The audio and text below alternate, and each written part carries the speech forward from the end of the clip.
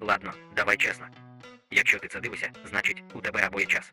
Або тобі просто подобається спостерігати, як хтось добровільно влазить у хаос. Мене звати Макс. І сьогодні я покажу тобі Нью-Йорк. Не листівку. Не ідеальну версію з фільмів. А справжнє місто шумне, дивне, іноді перевантажене. І чомусь неймовірно притягальне. Поїхали. Перше, що тебе б'є в Нью-Йорку, це швидкість. Тут ніхто не гуляє. Тут усі кудись ідуть. Причому терміново. Я вийшов із метро. І мене обігнали кур'єр, бізнесмен, турист із картою і, здається, людина, яка взагалі не мала рухатися так швидко. І ти такий стоїш. Я що, гальмую? Відповідь – так. У Нью-Йорку ти завжди трохи гальмуєш. Окей. Таймс-сквер. І я зараз не перебільшую, це місце буквально атакує тебе світлом. Величезні екрани. Реклама всюди. Кольори такі, ніби їх викрутили на максимум. Цікавий факт, щоб розмістити рекламу на одному з головних екранів, компанії платять сотні тисяч доларів на місяць. На місяць. Я тут стою безкоштовно. І відчуваю себе найдешевшим об'єктом у радіусі кілометра. Прямо як моя колишня. І ще факт. Кожен новий рік тут збирається більше мільйона людей, щоб подивитись, як падає куля. Одна куля. Люди летять через півсвіту, щоб подивитись, як вона падає. І знаєш що? Я їх розумію. Йдеш далі. І раптом тиша. Центральний парк. Це ніби місто таке. Ладно, відпочинь трохи. Слова моєї колишньої під час полового акту. Парк займає близько 380 гектарів. Це більше, ніж деякі міста. Серйозно. Ти заходиш туди на 5 хвилин. І через півгодини вже думаєш. Я взагалі де? Але при цьому красиво. Дуже. Цікавий момент. Парк повністю штучний. Його спроєктували і побудували у 19 столітті. Тобто хтось такий. Давайте зробимо величезний парк посеред мегаполіса. І зробив. Я сів на лавку. Спробував насолодитись моментом. Через 3 хвилини перевірив телефон. Класика. Окей. Метро. І от тут починається реальність. Метро Нью-Йорка – одне з найбільших у світі. Прям як моя колишня. Понад 470 станцій. І так. Воно виглядає так, ніби його будували без загального плану. Тут жарко.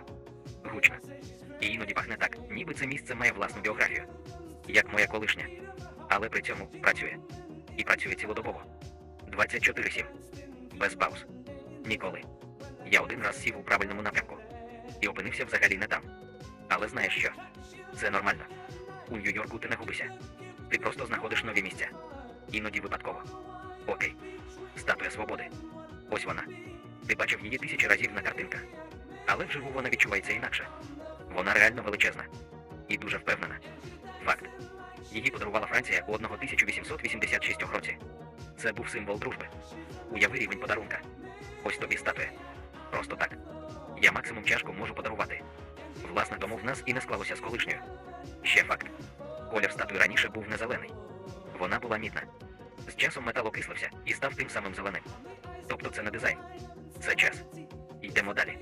Бруклінський міст. Один із найвідоміших мостів у світі. Він відкрився у 1883 році. І тоді це було інженерне диво. Історія. Головний інженер мосту захворів під час будівництва. І проєкт фактично завершила його дружина, передаючи вказівки робітникам. Оце рівень. Ти йдеш по мосту. Вітер. Місто. Річка. І вперше за день стає спокійно. Трохи. І, звісно, ти робиш фото. Бо якщо ти не зробив фото, значить, ти не був. Так працює інтернет. Тепер їжа. І от тут Нью-Йорк відкривається по-іншому. Піца. Величезні шматки. Тонке тісто. І ти їси це, стоячи на вулиці. Бо це частина досвіду. Хот-доги. Прості. Але чомусь ідеально заходять. Як я в колишню. І найцікавіше – різноманіття. У Нью-Йорку можна спробувати кухню майже будь-якої країни світу. І іноді ти навіть не розумієш, що саме їси. Але тобі смачно. І от настає вечір. Місто починає світитися. Хмарочоси. Вогні. Рух. Нью-Йорк не сповільнюється. Він просто переходить у нічний режим. І ти стоїш посеред усього цього. І розумієш дивну річ. Ти втомився. Дуже. Але й ти не хочеш. Бо Нью-Йорк – це не про зручність. Це про відчуття. Що ти всередині чогось величезного. Живого. Справжнього. Як я в колишній. І знаєш, що найдивніше? Я приїхав сюди просто подивитись місто. А в результаті місто подивилось на мене. Якщо ти додивився до цього моменту, значить, ми вже трохи знайомі. Ти той, хто не вимикає на середині. А я той, хто буде показувати далі. Бо це тільки початок. Далі буде інше місто. Можливо, інша країна. І, чесно, там буде ще цікавіше. Я поки не скажу куди. А може скажу. А може пішов я. Тож не зникай. Підписуйся. Продовження скоро.